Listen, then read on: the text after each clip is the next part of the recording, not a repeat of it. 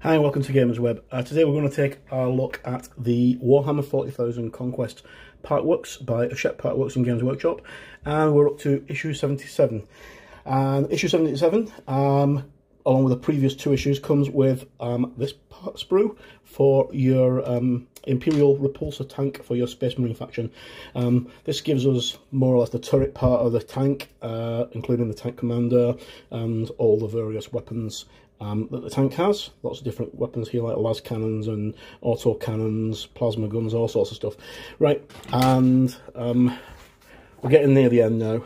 We're getting very near the end.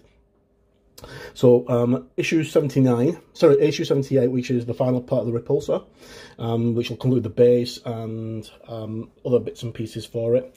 I don't know if it's going to come with decals. I don't think so, because they've not given decals for anything else at all in the magazine. And then issue 79 and issue 80, which is the final issue, come with this Magnavent, I don't know, you read it, the Magnavent walkway. So that all builds up in the next two issues. That came with the original re-release of Necromunda a little while ago.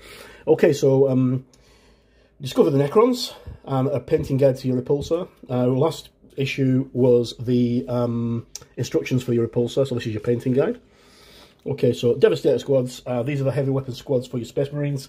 These are the guys who go in and get the job done with their very heavy weapons, such as las cannons, plasma cannons, heavy bolters, that kind of stuff. And they get promoted from scouts to Space Marine Devastator squads, because they always choose from the scout companies, because Space Marines are quite weird that way. But I suppose if you start off as a Devastator, you can work your way up through the different ranks. So the different weapons: Grav Cannon, Grav Amp, heavy bolter, las cannon, missile launcher, multi-melter, plasma cannon. They're the backbone of your Space Marines. They can't move very quickly, but they can lay down an inordinate amount of firepower. Okay, so Devastators, here's a look at some Ultramarine Devastators, some Dark Angel Devastators. We'll have a quick look at Centurions. Centurion Devastator squads are a lot faster.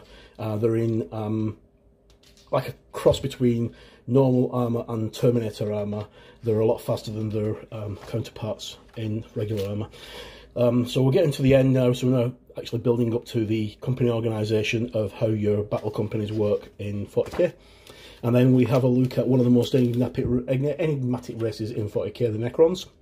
The Necrons are basically the undead of the 40k universe. They made a deal with a god who tricked them, and they are now basically the minds are trapped in these skeleton creatures called the Necrons, because they were originally the Necron Tar, and they are cursed to live out existence as soulless robots.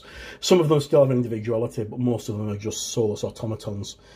Very good, really threatening race in the 40k universe. One of my favourite races as well. So I'll have a quick look at the Necrons. So these are Necron Overlords, and that's a Necron character. These have some semblance of individuality, and as you can see, they're very influenced by Egyptian mythos, because they've got lots of things like scarabs, and in fact their worker robots are called scarabs. They build these monoliths which look like pyramids. The arcs look like a funeral pyre for a pharaoh. Really heavily influenced by the Egyptians. Really nice race to build and collect. And there's one of the Catan shards. Catans are the gods who trick them into actually joining them and becoming trapped in these mechanical bodies, and that's Nightbringer. He's one of the Catan shard gods. He's pretty hard. Okay, so how to paint my Repulsor. So they're doing this as an Ultramarine one, and how to paint the metal part, adding your base coats, edge highlighting, all these different kind of details. How to paint the Tech Marine, who's in the top of it. We discussed Tech Marines in the last issue. How to paint your Repulsor base. So we're definitely going to get the base for the Repulsor. and the assembly of the repulsor once it's all finished. Crash landing is our mission for this issue, and recover the repulsor, because obviously it's going to be knackered after it lands. Okay, so that's a quick look at issue 77. Got 3 issues left to go. Final issue, which will give us our base and other bits and pieces for the repulsor in next issue. I'm hoping there's going to be some decals. Maybe not, never know.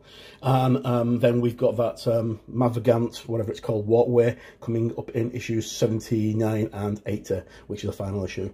There's been a few rumours going around that the magazine's going to be extended past issue 80, because Hachette have done this with other things like the Judge Dredd collection. They extended that past its 90 issue run to 101, but I don't think that's going to happen. And I've had no contact from Hachette about anything like that yet. Okay, as always, I've been Mark, and thank you for tuning in, and thank you for supporting the channel and watching the past 70 odd videos of Warhammer 40,000 Conquest, and we shall hopefully see you soon. Check out the link below for the reviews of Warhammer 40,000, Warhammer Fantasy Age of Sigmar.